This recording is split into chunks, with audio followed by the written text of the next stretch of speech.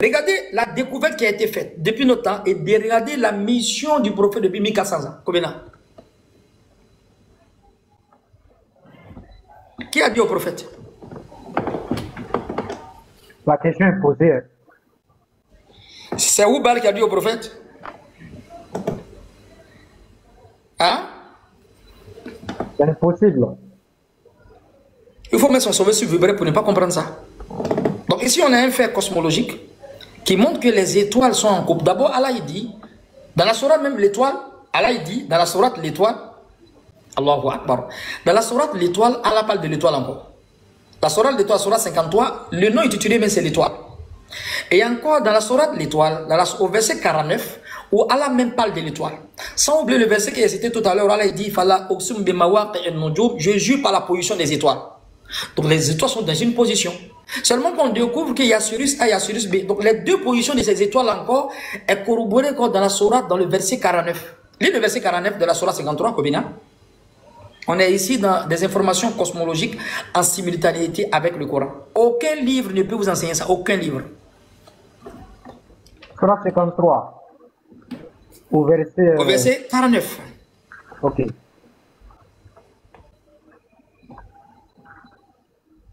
Sourate 53, verset 49. Je lis.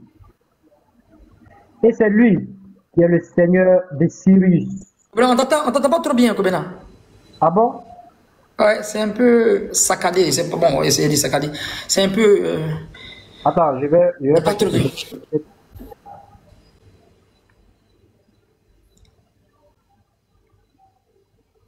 Là, c'est bon maintenant? Oui, c'est bon. Ok. Coran chapitre 53, verset 49. Et c'est lui qui est le Seigneur de Cyrus. Attendez. Oh non.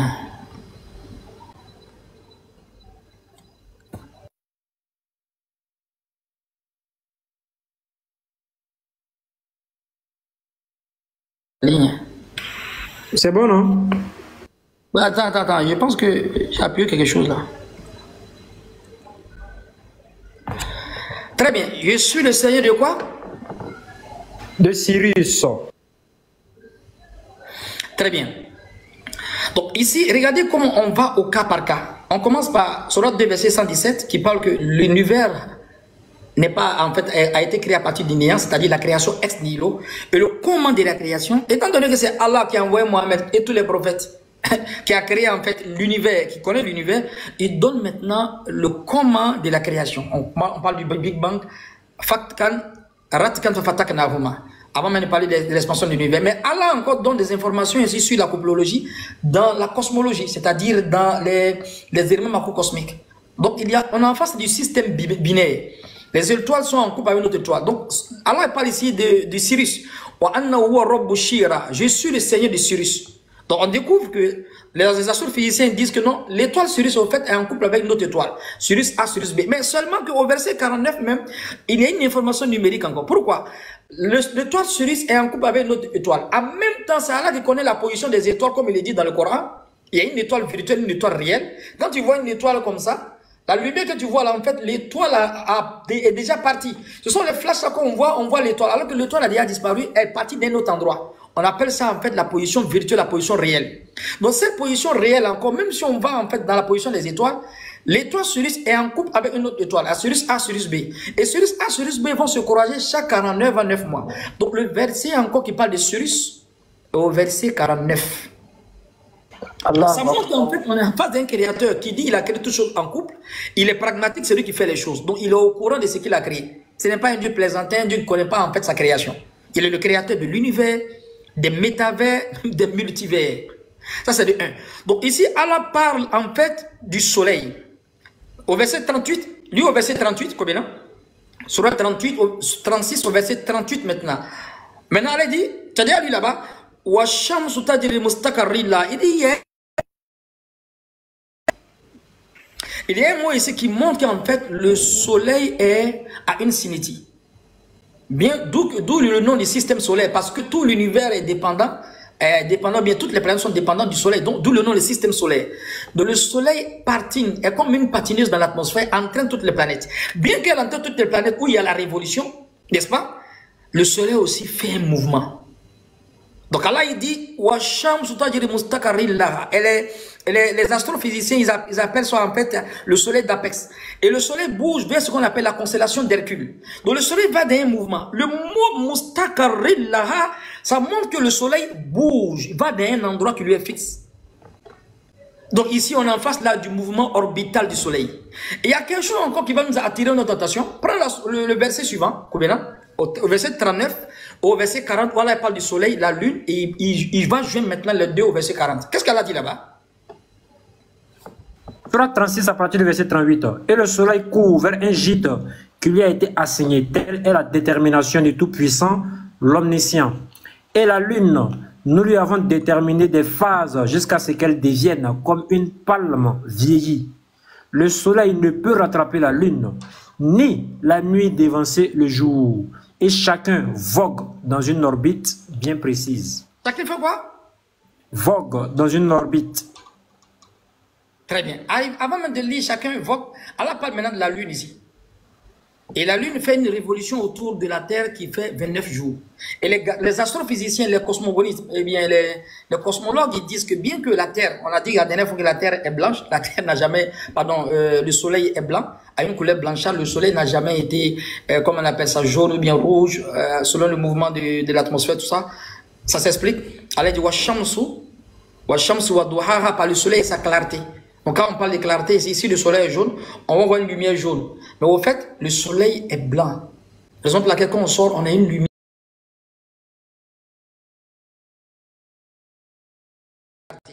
Donc ici, le soleil bouge.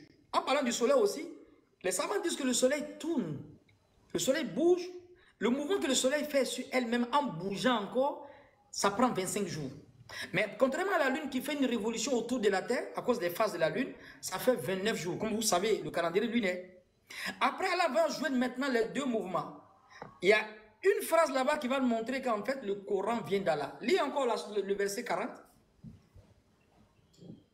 Au verset 40, le soleil ne peut rattraper la lune, ni la nuit dévancer le jour, et chacun vogue dans une orbite. Chacun, c'est-à-dire et le soleil et la lune, voguent dans une orbite. Celui qui croit que le soleil est statique, il ne connaît pas encore la cosmologie. Bon, voici une révélation qui est faite depuis 1400 ans, qui démontre le mouvement orbital du soleil. Le dernier mot dans le texte arabe, c'est ce qui montre que c'est Allah qui est le créateur, et ce n'est pas un déphasage, bien ce n'est pas anti-scientifique, bien anti-cosmologie. Pourquoi? Allah dit, la shamsu yambagi laha an tudrika al-qamar wa la lilu sabiqun nahar wa kullun fi falakin yasbahun. C'est le sens de yasbahun signifie quoi? Non, pas précisément. Hein? Wa kullun fi falakin yasbahun. C'est pas orbite. Mais si je te dis le mot, tu vas dire, mais pourquoi là utiliser ce mot? Il fallait ce mot pour comprendre en fait le mouvement en fait des planètes, y compris du soleil et puis la lune. Wa kullun fi falakin, c'est-à-dire le soleil en fait a un mouvement orbital, c'est-à-dire propre à lui-même. Yasbahun. Et le soleil et la lune, elle a dit sont yasbahun. Yasbahun, ça vient du verbe fi'lu sabaha, ça veut dire nager. Combien? Sibah. Pourquoi Dieu donne le sens étymologique ici en disant que le soleil, c'est-à-dire les planètes, le soleil et la lune nagent. C'est-à-dire qu'ils bougent, ils patinent. Pourquoi le mot nager est venu? Combien? Ah, ça c'est une question. Hein. Pourquoi le mot est nager? Comment le soleil peut nager? Comment la lune peut nager? Genre flotter façon là. Oui, on dit vogue, mais le mot utilisé vogue, en fait, le sens étymologique de yasbahun, c'est siba. Et siba, c'est nager.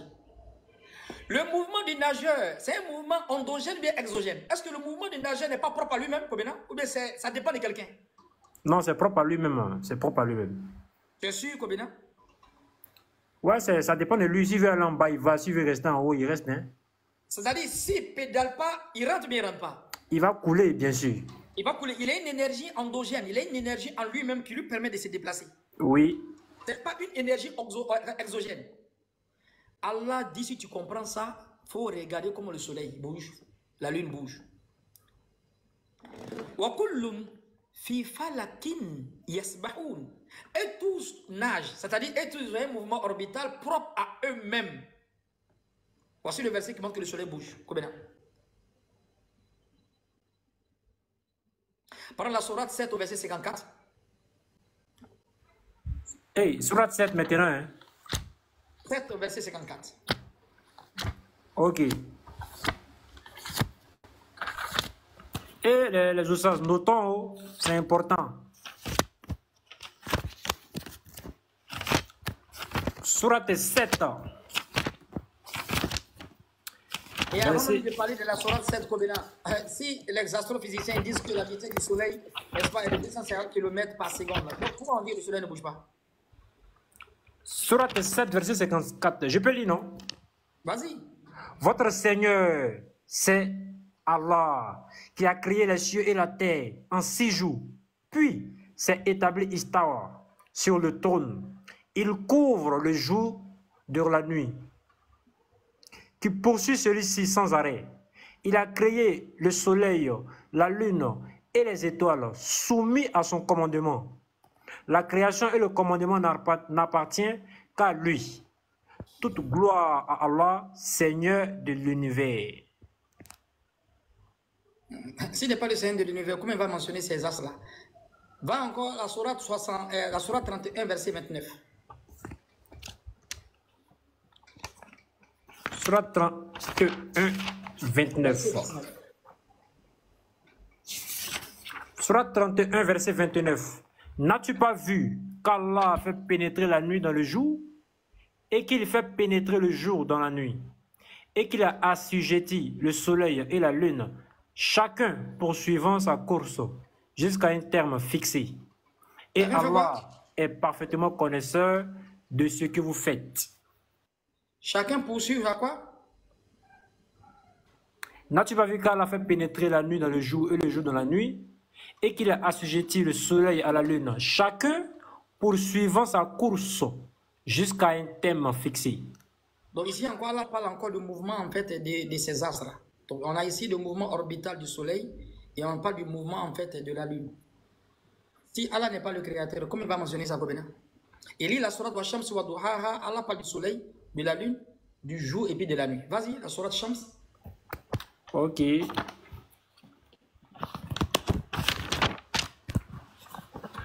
Shamsi wa Duha.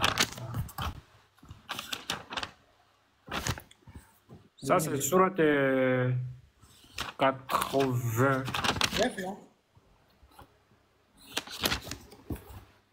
Sourate 91, à partir du verset 1. Ah, ok.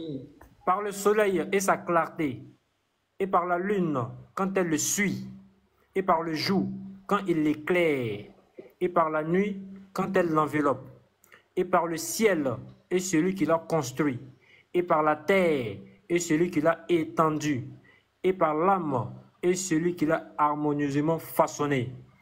Et lui a alors inspiré son immoralité de même que sa piété. A réussi certes celui qui la purifie, et est perdu certes celui qui la corrompt. Donc et par le soleil sa clarté, par la lune et quoi? Par la lune quand elle le suit. Et par le jour? Et par le jour quand elle l'éclaire. Et par la nuit? Et par la nuit quand elle l'enveloppe. Retenez le mot enveloppé aussi. Allah va expliquer encore dans un autre verset où il parle de kawara, yukaweru. Et quel est le sens de yukaweru? Quel est le sens de kawara? Quel est le sens d'envelopper? Avant même de parler même de la spécificité de la terre. Donc ici, Allah parle du soleil, il parle de la lune, il parle du jour et puis il parle de la nuit. Étant donné qu'on parle du soleil et de la lune, on parle du mouvement quoi? Qui seront dépendants, en fait le jour et la nuit sont dépendants de ces deux astres, comme on le sait. Allah dans le Coran, dans la sourate 17, il dit j'ai fait la nuit et puis le jour deux signes. J'ai rendu visible le signe de la nuit. J'ai enveloppé le signe, j'ai écorché le signe de la nuit, j'ai rendu visible le signe du jour.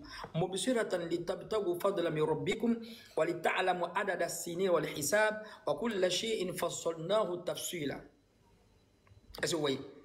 Donc avec le soleil et la lune, le jour et puis la nuit, qui nous permet de quoi? De compter et de vaquer à nos occupations. Donc ici, dans la sourate 31, verset 29, Allah est en train de parler maintenant de la nuit. Va dans la sourate 39 au verset 5. Sourate 39, 5. Il a créé les cieux et la terre en toute vérité. Il enroule la nuit sur le jour et enroule le jour sur la nuit. Et il a assujetti le soleil et la lune et poursuivre chacun sa course pour un thème fixé. C'est bien lui le puissant, le grand pardonneur. Donc ici, on dit yukawwiru layla ala nahar ou yukawwiru nahara ala layl. Et ça veut dire que ce verset-là ne peut pas être comme ça. On ne peut pas parler d'enrouler parce que le sens de yukawwiru, el kawara, c'est-à-dire envelopper quelque chose comme un turban.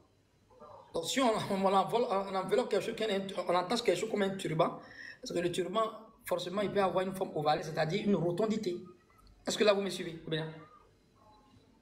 Ouais, c'est clair. Hein? Le mot kawara en arabe, le mot est utilisé qui montre que le créateur même, il sait ce qu'il a créé, qui n'est pas en déphasage avec quoi? La cosmologie. Le kawara signifie envelopper quelque chose, entourer quelque chose qui a une forme ovalaire, c'est-à-dire comme entourer un turban. Comme entourer un turban. On ne peut pas entourer, n'est-ce pas? On ne peut pas faire kawara d'une chose qui est carrée. On va faire kawara d'une chose qui est triangulaire. C'est clair. Hein? Forcément.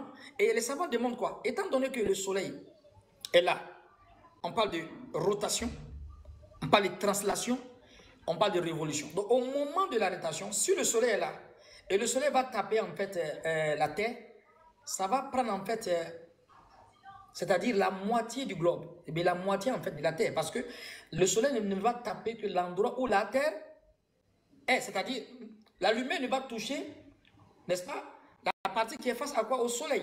Donc si la partie qui est face au soleil est là, la nuit se représente, la nuit vient ici. Est-ce que vous suivez un peu? Oui, justement. Donc, au moment de la rotation du soleil, de la Terre plutôt autour du soleil, la partie où qui va faire face au soleil, c'est la partie qui sera illuminée.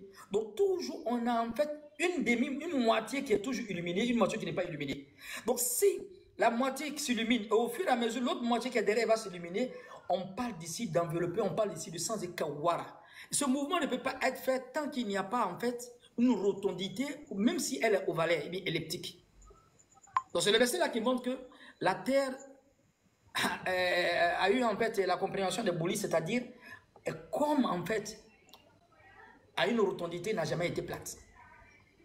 Mais seulement que quand là il parle de, en fait on a étendu la Terre, il est en train de parler, on va lire les versets, qui montrent en fait l'endroit où l'être humain vit.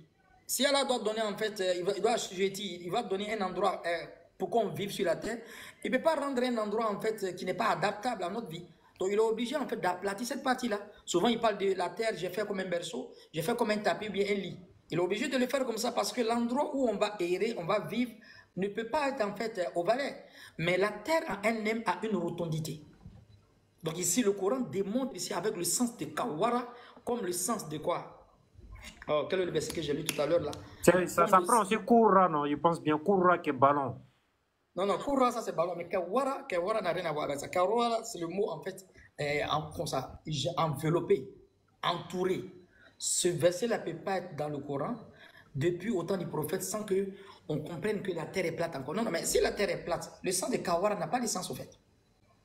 Parce que si la terre est plate, si la terre va tourner comme ça, même si les platistes disent que la terre est plate, il n'aura jamais en fait de nuit à quelque part parce que la terre frappe, le soleil va frapper.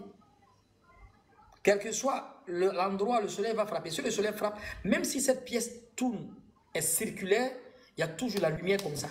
Mais si c'est une forme ovalaire, étant donné que la lumière va taper ici, l'autre côté n'aura pas de lumière. Donc le mouvement qu'elle va faire, la rotation, automatiquement va montrer que la nuit va envelopper forcément. Non, c'est clair. C'est clair. Donc en fait, on doit comprendre que lorsque Allah dit, il a étendu la terre là, c'est à la perception humaine, c'est ça, non? Exactement, à la perception humaine. À l'échelle humaine, il a étendu la terre. C'est normal parce que quand tu mets en fait, tu vas donner un exemple que tu prends même. Tu vas prendre en fait une fourmi, tu la mets sur une table. Si la fourmi est marchée sur la table, chez elle, la terre est plate, la table est plate. C'est-à-dire même si la table est ronde, elle ne va pas voir en fait les extrémités.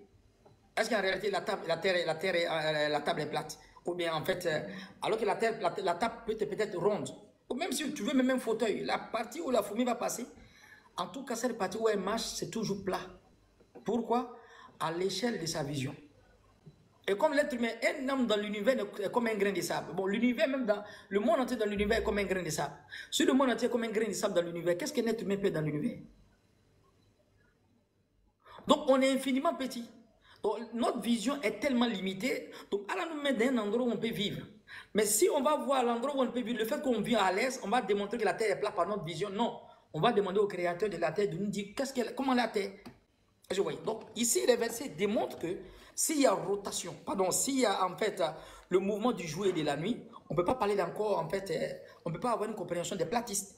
Donc, les boulistes, ici, on dit la vérité que les platistes, ceux qui disent la terre est plate, ils sont foutus le doigt dans l'œil. Pourquoi? Parce que si la terre est plate, le mouvement de la nuit et du jour n'a aucun sens. Et le sens d'enrouler la nuit dans le jour n'a pas de sens. Lis la sourate 43 au verset 38, Kobena. 43, 38. Ouais. Okay. Donc, sourate 43, verset 38. Lorsque cet homme vient à nous, il dira à son démon, hélas, c'est ça? Peut-être que je me suis trompé de verset. Regardez au verset 40. Allah parle du soleil et puis de la lune là-bas. Si tu ne vois pas, c'est que je me suis trompé. Avant que tu ne cherches, lis la sourate 55, verset 17. Où Allah parle de la sourate Ar-Rahman. 55, 17, non? Sourate Ar-Rahman.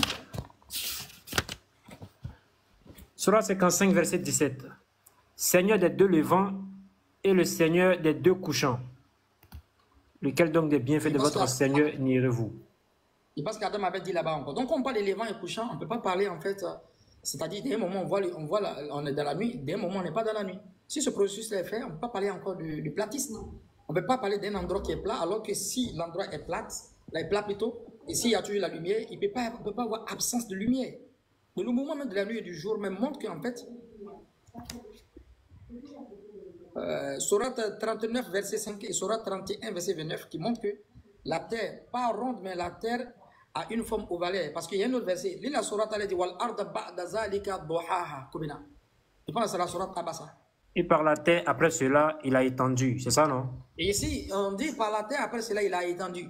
Donc, comme on a francisé le verset, on s'est dit qu'il a étendu directement. On a étendu. Mais le sens de duhaha en arabe, c'est-à-dire, c'est une chose qui est ronde, qui a quoi? Qui est ovale, au fait. Comme l'œuf d'Autriche. Le mot est utilisé en arabe, mais les gens regardent la traduction, au fait. Wal arda ba'da zalika duhaha. Duhaha en arabe, c'est-à-dire donner une extrémité ovalaire ou bien en fait rendre quelque chose ovale. Pas totalement ronde, mais rendre quelque chose ovale. Ça, c'est le premier verset, dans le verset que Kobena a lu. Il enroule la nuit dans le jour. Ce verset ne peut pas être essentiel dans le Coran. Et on va dire qu'en fait, la terre est plate. Ce n'est pas du tout vrai. Donc, étendu ici, c'est-à-dire on a rendu en fait cette terre-là hein, ovalaire, cet endroit ovalaire. C'est le Créateur qui parle. Il a utilisé les mots. Très bien. Lis la sourate Rahman où Allah il parle au peuple d'hommes et puis de génies. Hein? Il y a Ma'shar al-Jinn wal le verset. Regardez cette partie-là. Regardez cette partie-là qui est un peu mal. Voilà, la partie-là est un peu mal traduite, ou bien elle traduit en fait simplement. Vous allez voir une révélation que le Coran fait ressortir là-bas. Vas-y, Kobena. Surah 55, verset 33. Ô peuple de djinns et d'hommes, si vous pouvez sortir du domaine des cieux et de la terre, alors faites-le. Mais vous ne pourrez en sortir qu'à l'aide d'un pouvoir illimité. Ce verset avait dit quoi, Kobena? Je vais m'arrêter là. Pour moi, ça veut dire c'est possible, mais c'est impossible. Bon, Allah nous montre directement à travers ce verset-là que ce n'est pas possible. Mais il a donné une condition quand même. Parce qu'il a dit, vous ne pourrez en sortir, mais qu'à l'aide d'un pouvoir illimité. Ben, donc c'est comme s'il y a une contradiction là, Kobena. Non, ce n'est pas une contradiction. C'est pas une contradiction. Non, avant de... Non, c'est juste pour expliquer pour ceux qui ont... Oui, je vois. Quand il dit, vous ne pouvez sortir qu'à l'aide d'un pouvoir illimité, la première phrase même a été mal traduite. Tu sais pourquoi? Non. Reprends encore le verset. en français. Ô peuple de djinns et d'hommes, si vous pouvez sortir du domaine des cieux et de la terre, alors faites-le. Mais vous ne pourrez en sortir qu'à l'aide d'un pouvoir illimité. Ici, au fait, le Coran a parlé d'un mot qui va changer la donne. C'est quel mot en arabe, Kobena? Non. In.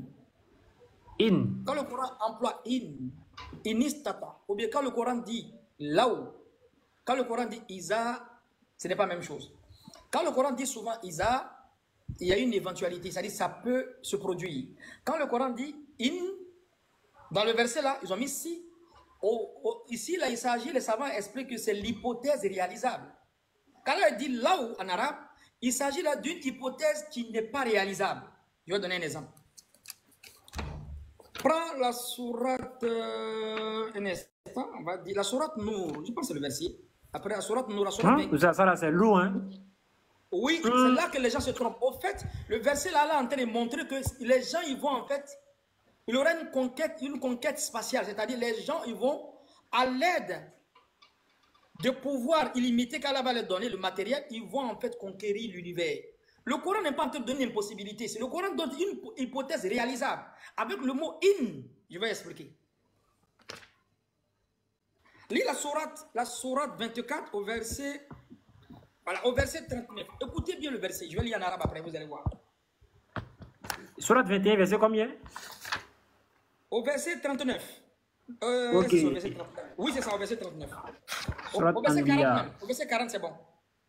Verset 40? Oui, voilà, parle de mécréants. Ok. Sourate 21, 40. Maintenant, cela leur viendra subitement et ils seront alors stupéfaits. Ils ne pourront pas. Ouais. La sourate Nour, sourate 24 au verset 40. Sourate Nour. Sourate 24. 24. Ok.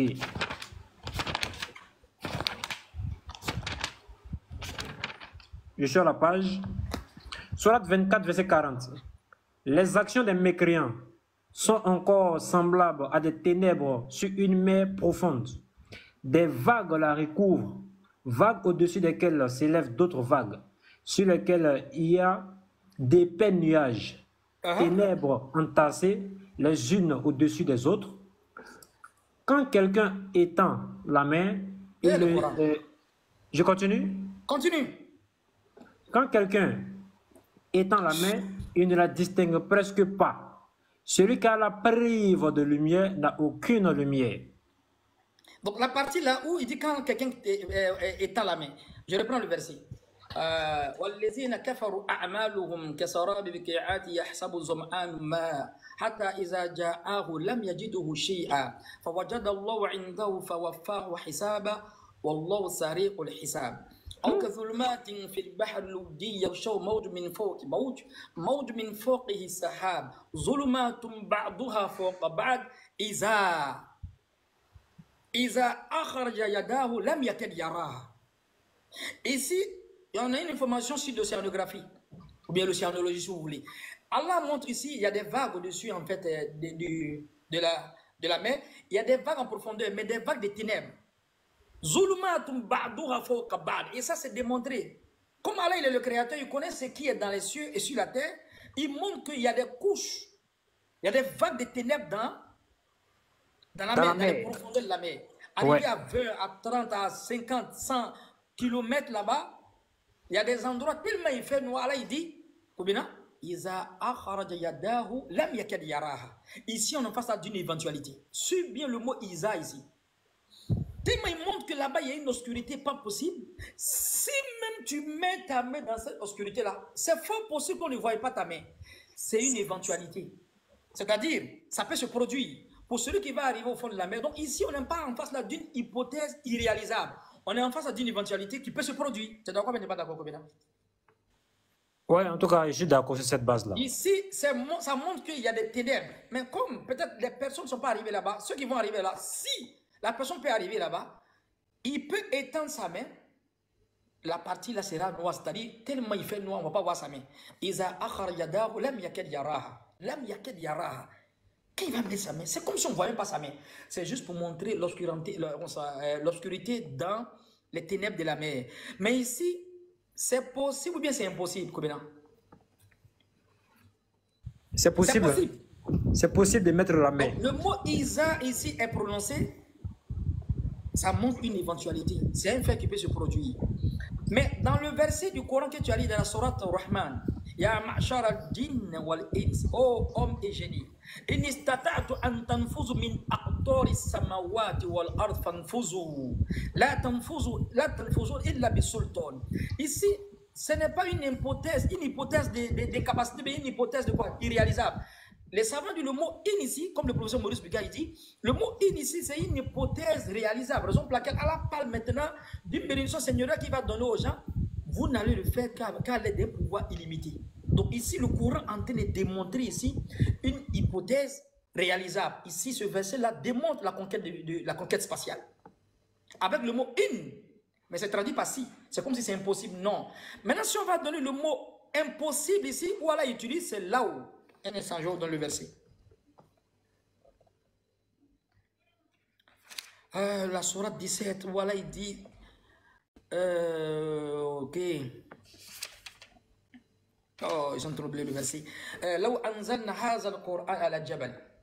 Allah dit quoi? Là où? N'est-ce pas? Si le Coran descendait sur une montagne, est-ce que le Coran va descendre sur une montagne, Kobera? Non, non, non. C'est impossible. Ouais. Bien que c'est impossible, Allah veut nous donner un enseignement. Donc il a utilisé le mot là-haut. Et souvent, les savants ils disent que le mot là-haut, ça montre une hypothèse irréalisable. Mais le mot in, est-ce que tu me suis? Je vous suis, hein, c'est faux. Le mot in, ça montre une hypothèse irréalisable. Donc si Allah il parle de in ici dans le verset, et puis il dit, vous ne pouvez le faire qu'à l'aide d'un pouvoir illimité, ça montre que, comme tu as vu le verset là qui montre une possibilité, ça montre que ça ne contredit pas la première phrase. Il dit, donc ici, on est en face de deux choses. Soit on a éventualité, soit on a hypothèse irréalisable, soit on a hypothèse réalisable. Donc le verset là montre la conquête de l'univers, la conquête spatiale. Donc la sourate 55 au verset 17 et la sourate voilà il dit le Seigneur du Levant et du Couchant. Lis la sourate 70 au verset 40 où Cheikh Adam a lu tout à l'heure avant qu'on ne commence.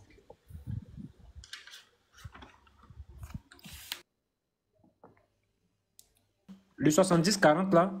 Ouais. Ok. Inch'Allah. Sourate 70. Seigneur des deux Levants et des deux Couchants. Verset 40. Et non, je jure par le Seigneur des Levants et des Couchants que nous sommes capables. Donc on a trois versets. Rob al-Mashriq ou Rob al-Maghrib, le Seigneur du Levant et des Couchants.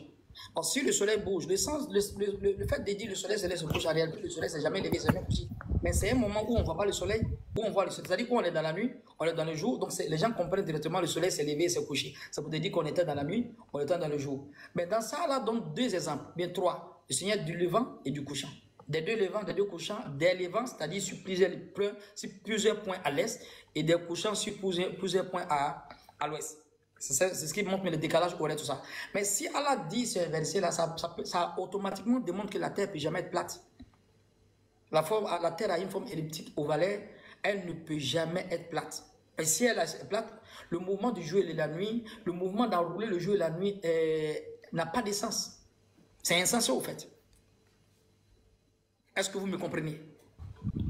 Ouais. Et maintenant, les versets qui parlent en fait du soleil, bien parlons de la terre, où Allah dit il a étendu la terre, c'est juste en fait, Allah montre la bénédiction seigneuriale. Lis la sourate Ghashiyah, la sourate Nazi'at, au verset 30. Allah dit il a étendu.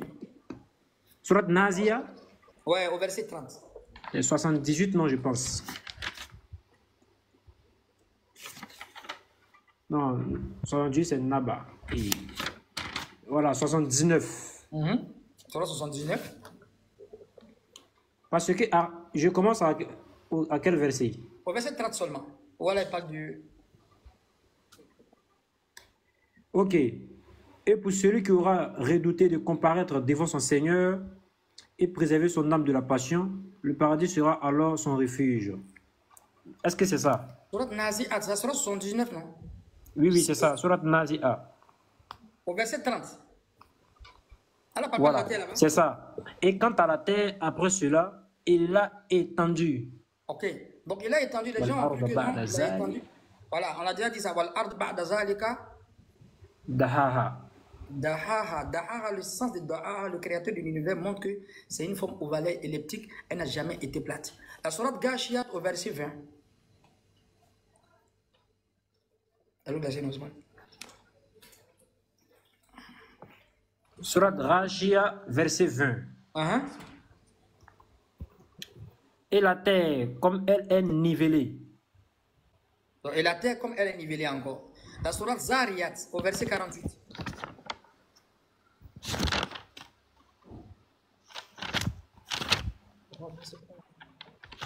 Zariyat. La sourate Zariyat. C'est surat combien déjà? Quelqu'un peut me donner le... Moi, je me motive forcément avec les noms. Hein. Suratul Zariyat. Ça c'est... Si tu trouves pas la sourate Zariyat, après tu vas lire la sourate Ra'd au verset 3. La sourate 13 au verset 3. Surat Ra'd. Ok. Au verset 3. Surat 13, verset 3. Et c'est lui qui a étendu la terre et y a placé des montagnes et fleuves. Et de chaque espèce de fruit, il a établi 2 éléments de couple. Donc on voit ici encore que c'est lui qui a étendu la terre. Oui, mais il a étendu la terre. Si on veut avoir une compréhension stricto-sensu, on parle d'étendu. Est-ce que quand un moment de la terre, quand la terre est étendue, est-ce qu'on ne voit pas en fait les montagnes? Normalement, s'il y a les montagnes ici, là, est-ce qu'on peut parler d'étendu? Non, mais le fait qu'ici les montagnes, automatiquement, c'est pour dire que les montagnes stabilisent la terre. Mais l'endroit où il a étendu, ça nous suffit même pour aller vivre dans les montagnes. Est-ce que tu comprends bien? Ouais, justement. Donc, si on veut parler d'étendu, ça doit être comme un lit. Un lit, il n'y a pas d'endroit, en fait, comment on appelle ça, rugueux, en fait. Logiquement, Voilà, ouais. Est-ce que tu vois? Donc là, il cite la terre, l'étendue. Donc, il parle de cette bénédiction seigneuriale qui fait que l'être humain, il peut vivre simplement sur la terre. Donc, n'oubliez pas que aussi, pourquoi vous êtes dans un endroit stable comme ça? Parce qu'il y a des montagnes qui sont comme des pieux. Wal-jibala autada. Dire que la terre est étendue, normalement, il ne doit pas avoir en fait d'obstacle comme le soleil. Donc, il faut comprendre. Étendue ici, ça ne veut pas dire en fait une compréhension des platistes. Pour dire que la terre est plate, elle n'est pas ronde. Non. C'est-à-dire la partie où on vit, il met des montagnes, mais il nous donne un endroit étendu pour qu'on vive bien. Est-ce que vous voyez? La sourate encore, la sourate Hijr, la sourate 15 au verset 19. Ok, sourate 15. Au verset 19.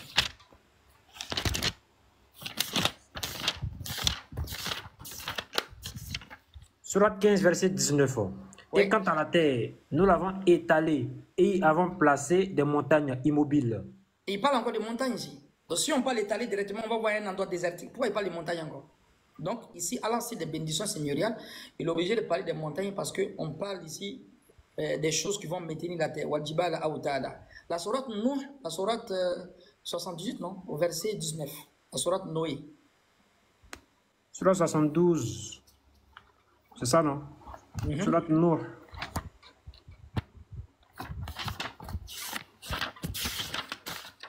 Verset combien? Au verset 19.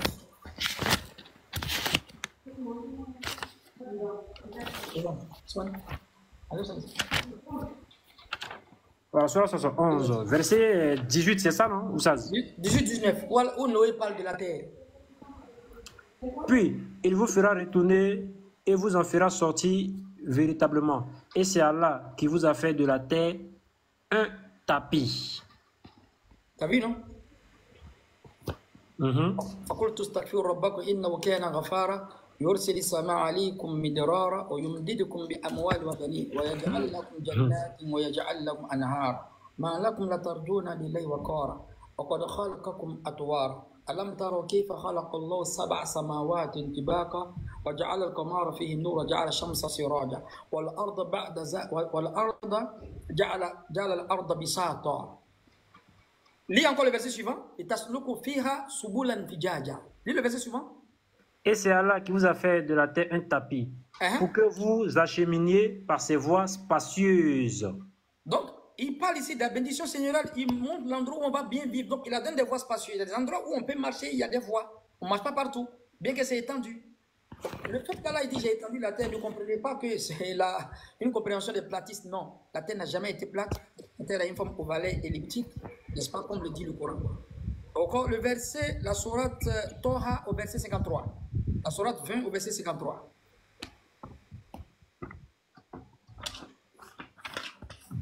Toha. Sourate Toha, verset 53. C'est lui qui vous a assigné la terre comme berceau et vous y a tracé des chemins et qui du ciel a fait descendre de l'eau avec laquelle nous faisons germer des couples de plantes de toutes sortes. Oui. Donc, tout ce qui est à côté de nous, c'est comme un berceau, automatiquement. Encore ici, encore en fait les voies, ici encore en fait les jardins et puis de l'eau. C'est-à-dire l'endroit où on vit. Allah, il a étendu cet endroit, mais ça ne veut pas comprendre que la terre est plate. Non. Sinon, il n'allait pas parler de l'eau, il n'allait pas parler des voies. Est-ce qu'on voit? La sourate Naba'i au verset 5 encore.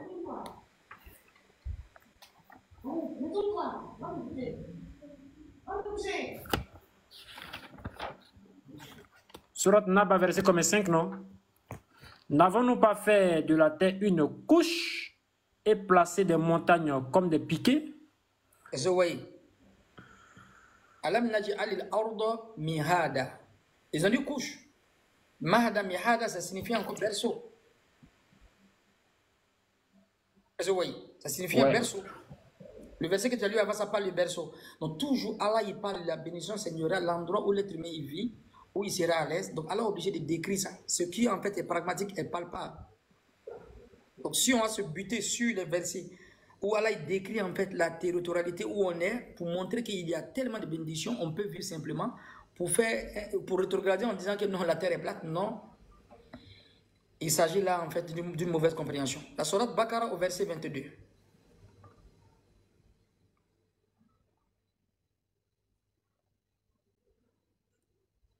Sourate 2, verset 22. C'est lui qui vous a fait de la terre. C'est lui qui a fait la terre pour lit et le ciel pour toi. Tu as vu? Pourquoi il parle du ciel pour toi? Parce qu'en réalité, c'est un bien qui est visible au fait. Donc, ya ayyuhannas, ô vous les hommes, ubudu rabbakum, adorez votre Seigneur, allazi khalaqakum, qui vous a créé, wallazina min qablikum la'allakum tattaqun, qui a créé ceux qui étaient là avant nous, allazi ja'alakum al-arda firasha. Donc, pourquoi on a firasha, on a lit, on a couche, on a berceau? Pourquoi il dit ça? Parce qu'on n'est pas dans les mêmes endroits de la terre. Les endroits désertiques, la terre est comme un plat, un lit. Il ne peut pas dire en fait là c'est un berceau. Dans les endroits montagneux, la terre est comme un berceau. Raison pour laquelle, lis la sourate Naba'i, la sourate 78 au verset 1, au 2 et 3, tu vas voir. Dis-lui au verset combien? La sourate Naba'i au verset 1 à 5. Ok, sourate 78, verset 1. Sur quoi s'interrogent-ils mutuellement? Sur la grande nouvelle à propos de laquelle ils divergent? Eh bien non, ils sauront bientôt. Encore une fois, non, ils sauront bientôt. N'avons-nous pas fait de la terre une couche et placé les montagnes comme des piquets? Tu continues? Donc il a fait la terre une couche et en même temps il parle de montagnes comme des piquets. Ce qui prouve que la terre est une couche. Là ici le mot est utilisé ici comme alam naj'al arda mihada. Donc on parle de berceau. Un endroit qui est considéré comme une couche, comme un berceau, et un endroit qui est considéré comme un lit, ce n'est pas la même chose. Pourquoi là utilise ces mots-là pour faire comprendre les gens? Berceau et puis lit, ce n'est pas la même chose. Ouais. L'endroit où c'est un lit ou bien un lit, c'est encore plus écarté un berceau. Le berceau est là, mais il y a des bordures pour ne pas que l'enfant tombe. Est-ce que vous suivez? Ici, pourquoi là il parle de berceau ici? Parce que juste après le verset là, va parler de quoi? De l'orgonie, de l'orogenèse, parce qu'il y a des montagnes qui vont stabiliser la terre. Donc du coup, si on est dans une ville montagneuse, une ville où les montagnes entourent cette ville-là, on est dans un berceau. Une ville qui est toute la ville, quand il est à gauche, à droite, tu vas voir toutes les montagnes entourent, comme à la Mecque, tout ça. On peut dire on est dans un endroit comme un berceau. Mais les endroits désertiques où il n'y a pas de montagne, Allah il parle de quoi? Il parle de tapis, il parle de lit. Donc ça dépend de l'endroit où l'être humain vit.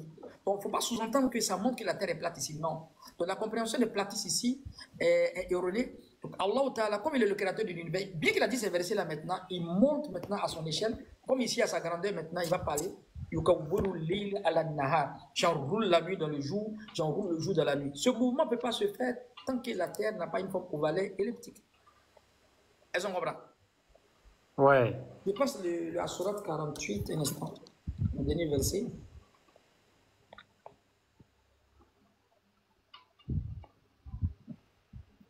C'est quel verset? Un instant, je dois quand même tout au verset.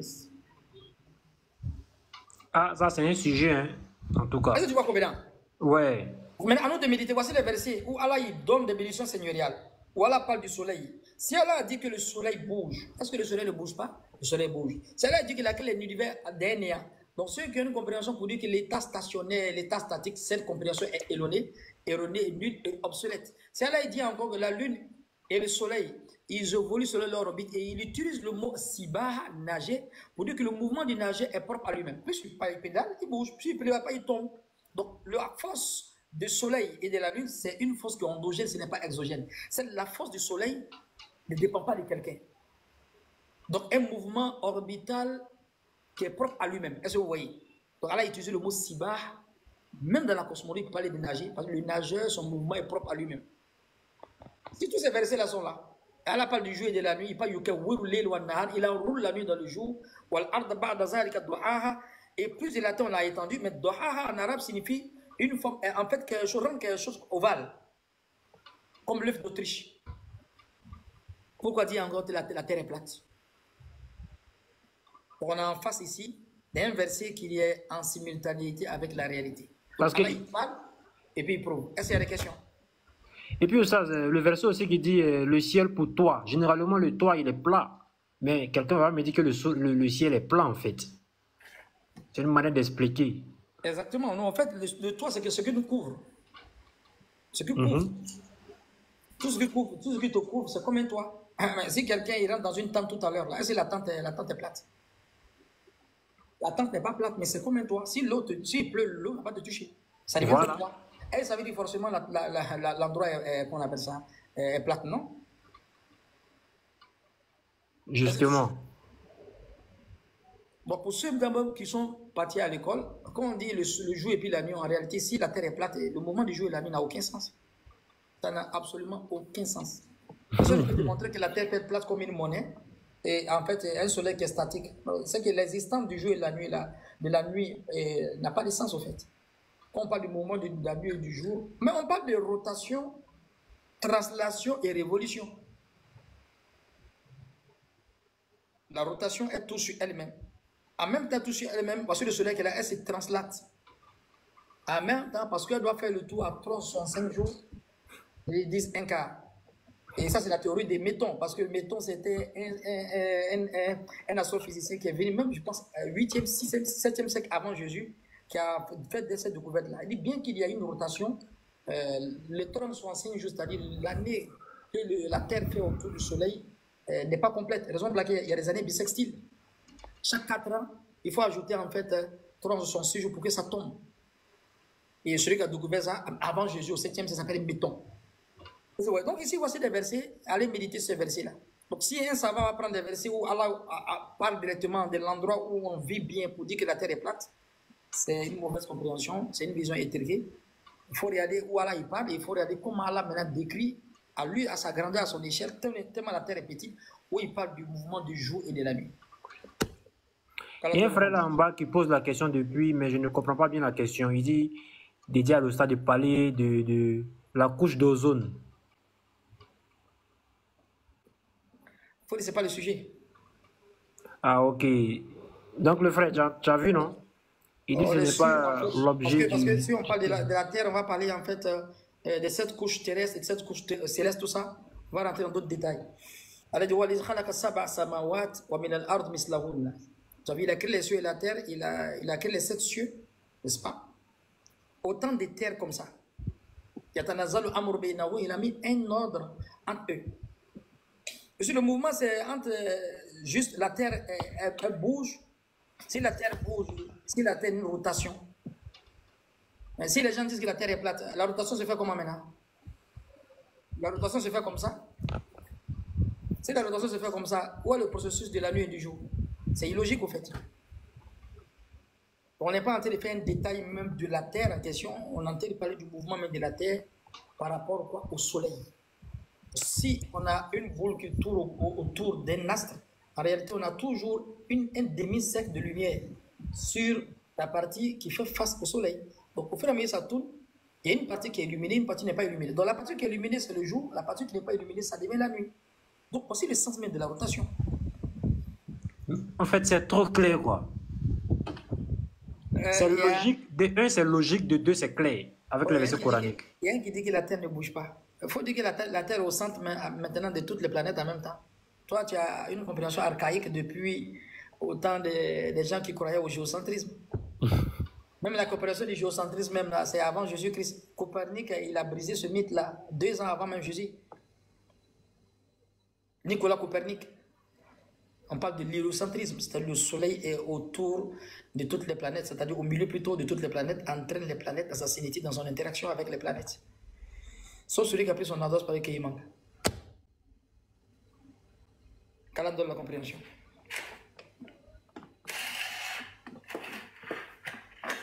Question?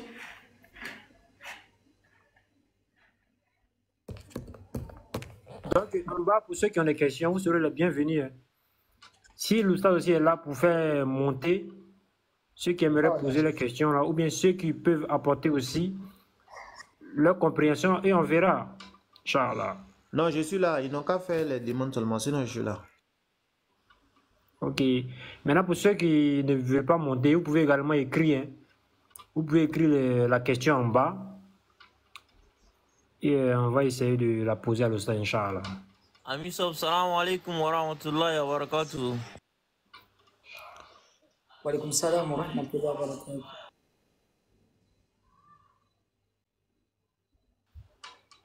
Alaikum salam wa rahmatullah, le frère Brooklyn. Tu es muté, hein? Ouais. Abba Abdelaziz, comment tu vas? Ça va très bien, on dit quoi? Ça va bien, mon frère? C'est comment? Oui, c'est qui me reconnaît même plus même. Oui, c'est qui? C'est Aboubak Sidik Bouaké. Eh, Aboubakar. Non, Ami Sob. Allahu Akbar, tu es sorti ici. Je t'ai dit, hein. Comment tu vas? Ça va, alhamdoulilah. Allahu Akbar. Et les frères de Bouaké sont là? Ça fait des années, Wallah, ils sont là. Tout le monde se porte bien, Wallah. Il faut les passer ma salam. Inch'Allah, je ne manquerai pas. Merci bien en tout cas pour l'éclairage. Je suis toujours tes lives. Même si ce n'est pas en direct, souvent je trouve les extraits sur TikTok et puis bon, je suis ça. Il y a un Abab aussi qui m'envoie ça souvent par mon WhatsApp. Vraiment, Kala aimait beaucoup dans la misane et qu'il te donne encore plus de science pour que tu puisses nous éclairer, Inch'Allah. Amina. Vraiment, dans tes explications, c'est limpide, quoi. C'est limpide. On arrive à vraiment apprendre beaucoup de tes enseignements. Et qu'Allah vous bénisse encore une fois. Et tous les frères qui sont ici présents. Qu'Allah nous donne la bonne compréhension et la mise en pratique de tout ce qui a été. Tu peux venir aussi nous enseigner. Hein? Adib, hein? Non, les gars, vous non, Inch'Allah, Inch'Allah, Ta'ala. Ça va bien, j'espère. C'est que si je vais vous ajouter après, je vais prendre le numéro WhatsApp. Non, vous êtes déjà, je me suis déjà abonné à vous. Il n'y a pas de souci. Mais je n'arrive pas à vous écrire, en fait, sur WhatsApp et sur TikTok. Qu'Allah facilite. Amin, ya Rabbi. On va changer le numéro, Inch'Allah. Maintenant, maître. Oui. En ce qui concerne maintenant la position des savants là-dessus, qu'en est-il? Parce qu'il y a certains qui pourront dire peut-être comme tel savant a dit ça, donc c'est pour lui qui est vrai directement, sans même peut-être faire des recherches approfondies sur le sujet. Bien que certains savants ont dit que c'est rond, d'autres également ont dit que c'est effectivement plat. Ah oui, mais au fait, là, il y a un problème. Là, ce n'est pas ici dire que Boumbaz a dit, bien Bukhari a dit ici, là, c'est un savant qui va étudier la cosmologie. Je te donne un exemple. Quand le prophète sallallahu alayhi wa sallam dit dans les hadiths qui a été... Ce n'est pas une question de divergence, c'est une question, après la divergence, il faut étudier. On n'a pas besoin de généralistes, on a besoin des spécialistes. C'est un savant qui a étudié la zoologie. Il te dit que le prophète sallallahu alayhi wa sallam dit, quand vous procédez, ne vous procédez pas comme quoi? Tu connais le hadith? Comme le chameau. Ouais. N'est-ce pas? C'est un hadith qui est connu. Ne vous procédez pas comme des chameaux. Donc le prophète nous donne un conseil. Donc on ne doit pas faire comme les chameaux. Le prophète continue en disant, Quand vous procédez, ne vous procédez pas comme le chameau, mais mettez vos mains avant quoi? Genoux. Vos genoux. Donc ça montre qu'on doit faire comme ça, avant comme ça. Mais on dit le prophète, chameau même quand il veut s'accroupir là, c'est devant, c'est sa main, il met devant, avant, derrière. Tout le monde dit que le hadith là n'est pas authentique. Mais est-ce que le prophète se trompe? C'est toi qui ne comprends pas. Allah dit, ce n'est pas un gawa. Comme il a la connaissance est révélatrice. Et toutes les connaissances humaines ne sont que les sous-produits de la connaissance de Dieu. Si toi tu n'as pas étudié en fait la zoologie, tu vas dire que le prophète se trompe. C'est toi qui ne comprends pas. Mais quand un savant qui veut se démarque un peu, un point démarcatif, il va étudier un peu la zoologie. Ils sont revenus dire que, ah mon frère, c'est vrai qu'on a eu une compréhension textuelle, pas contextuelle. On n'a pas compris le système parce qu'on n'a pas étudié la zoologie. Donc ce n'est pas une question de savant, dit. S'il a une connaissance, il faut qu'il étudie la zoologie pour voir en fait la simultanéité des paroles du prophète et puis quoi la zoologie. Et on retourne dans la zoologie, on voit que le prophète a raison, mais ceux qui ont dit que les hadiths ne sont pas authentiques, c'est leur compréhension qui n'est pas authentique. Pourquoi? Parce que dans la zoologie, les grands corps comme le chameau, au fait le chameau, quand il met ses pattes de devant, en fait, c'est son genou qui est devant comme ça. Les pattes de devant sont considérées comme les genoux.